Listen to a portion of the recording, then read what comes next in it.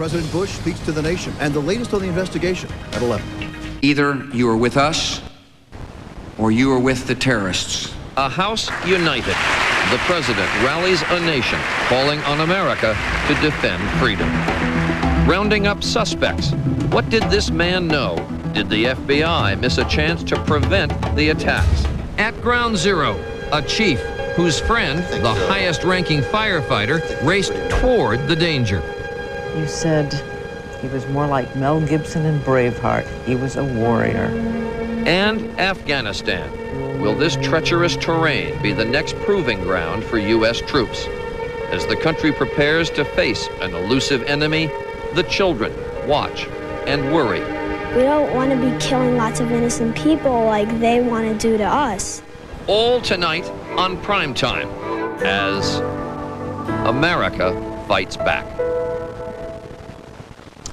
And good evening and welcome to another edition of Primetime Thursday, where the news, obviously, a very forceful speech from President Bush to a joint session of Congress. All eyes on the president tonight as he addressed both houses of Congress. Of course, the Supreme Court was there, the cabinet was there. In fact, everyone there except Vice President Dick Cheney, who was in a secure location, a secret location, and also House Majority Leader Dick Armey, who was also placed in a secure location to watch the speech. Well, in his speech, no question about it, the president issued a worldwide call to arms, talking about making sure that it will not end until every terrorist group of global reach has been found. And he was talking about not just about a year or not just about a week, but he said as long as it takes.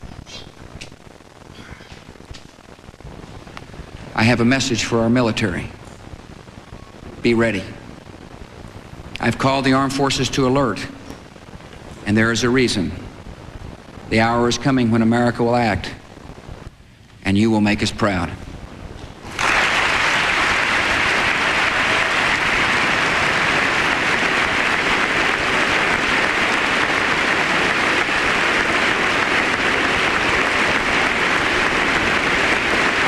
They follow in the path of fascism, Nazism, and totalitarianism, and they will follow that path all the way to where it ends, in history's unmarked grave of discarded lies.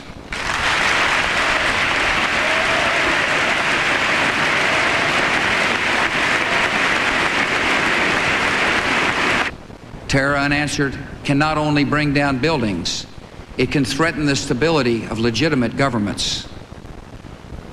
And you know what? We're not going to allow it.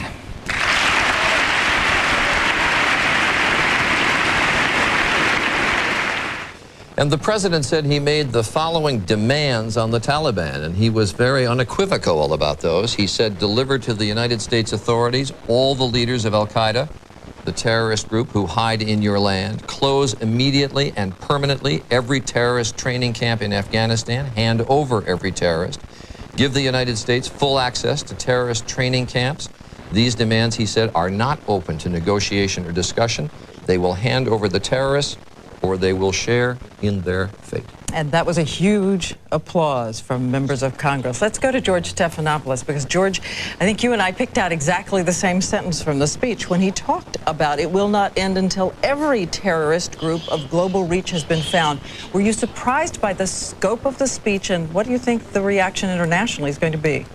Well, it was a very expansive speech and a very expansive doctrine, although he does have the asterisk there, Diane, of global reach. That can allow him to define only the most dangerous groups as the enemy in the future. I think what was most interesting is what Charlie also just pointed out, this ultimatum to the Taliban, which in effect is a declaration of war against the Taliban, because these are conditions they almost certainly cannot meet. And we'll see tomorrow what their reaction is. My guess is that probably will create some anxiety in the Muslim world. All right, George Stephanopoulos. Also want to bring in ABC's John McWethy, who joins us from the Pentagon. John, he asked the question, how will we fight and win this war?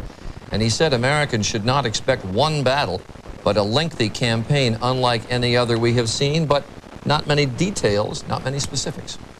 Not many details. The Secretary of Defense has not provided many details. It is their plan, according to administration officials, to fight this overtly in some ways, a bombing campaign, and covertly in other ways, and that involves special forces that are going to go after some of these people.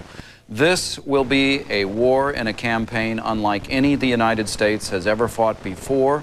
It will be an extremely difficult task for the military to get their hands around this one, an extremely difficult task for the public to judge whether or not there has been a success or a failure after months and maybe even years. It is also going to be an extremely difficult task for this administration to continue to sell this after the emotional difficulties of the last few weeks. So a very unusual military strategy, and it's going to be a tough one. All right, John McWethy, and as the president said, we will not see each of the activities in this war played out on the television sets.